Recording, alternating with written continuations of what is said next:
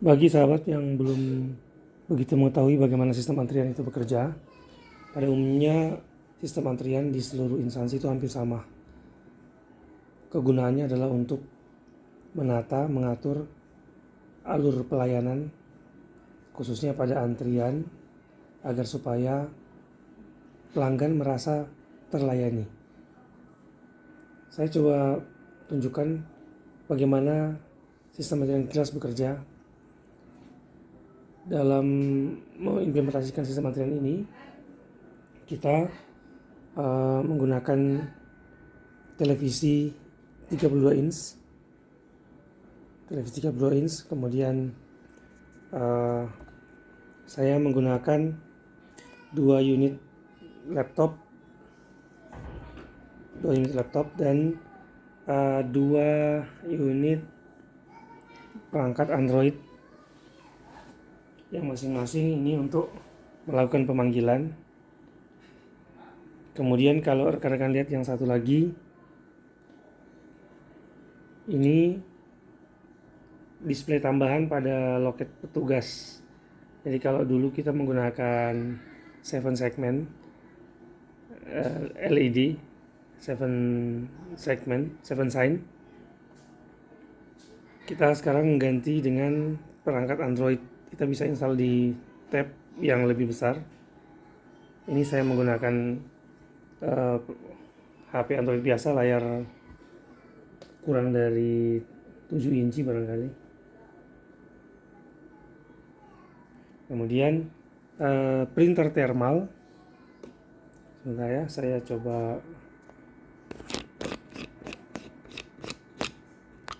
Nah, kalau kalian lihat di sini, saya menggunakan perangkat seadanya. Jadi ini memang terlihat berantakan ya, karena ini saya menggunakan printer thermal dan ini bukan auto cutter. Disarankan sebaiknya pakai auto cutter. Kemudian ini laptop ini bertugas sebagai pengganti layar touchscreen. Ini bertugas sebagai pengganti layar touchscreen. Kemudian laptop ini bertugas sebagai layar yang digunakan oleh petugas customer service dalam bekerja, mengerjakan tugas sehari-hari, kemudian sambil melakukan pemanggilan nomor antrian. Kemudian ini tampil di depan meja customer service petugasnya. Ada foto petugas, nama, jenis layanan, dan nomor telepon, nomor antrian ya. Nomor antrian yang dipanggil, yang dilayani. Jadi di samping muncul di televisi untuk ruang tunggu, itu juga di meja petugas itu ada tampilan seperti ini. Kemudian ini printer thermal, dan keseluruhan perangkat ini, laptop dan yang tampil pada layar display itu terhubung dalam satu jaringan lokal yang sama menggunakan access point yang ini ya. Nah, dari ketika pengunjung datang itu mereka akan mencetak nomor antrian sesuai dengan jenis layanan yang dibutuhkan. Jadi kalau saya klik di sini, nanti akan keluar struk cetakan antrian di sana. Saya klik, ya seperti itu. Jadi kalau pengunjung datang, klik nomor, akan muncul di sini seperti ini.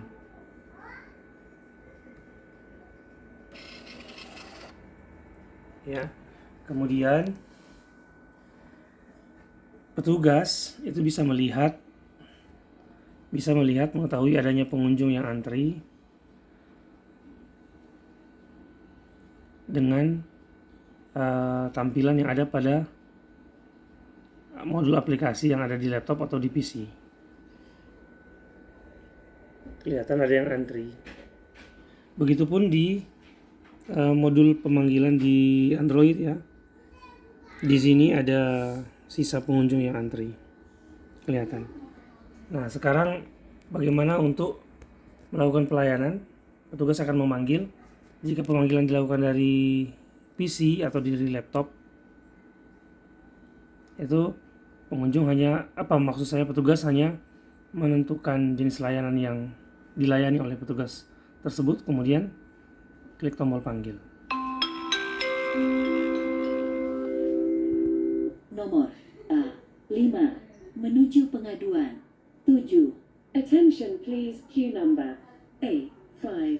Welcome to the complaint. 7. Nomor A5 menuju ke loket nomor 7, petugas nomor 7. Kemudian di meja petugas, di depan meja petugas juga ada tampil nomor A5 sesuai dengan yang dipanggil tadi di ruang tunggu. Jadi membantu pengunjung mengetahui loket mana yang akan didatangi. Begitupun pemanggilan dilakukan dari perangkat Android. Seperti ini. Kalau saya lakukan pemanggilan, saya klik call. Ini di meja petugas. 6. Ini di menuju ruang tunggu. pengaduan. 23. Attention please, queue number A6. Welcome to the complaint. 23.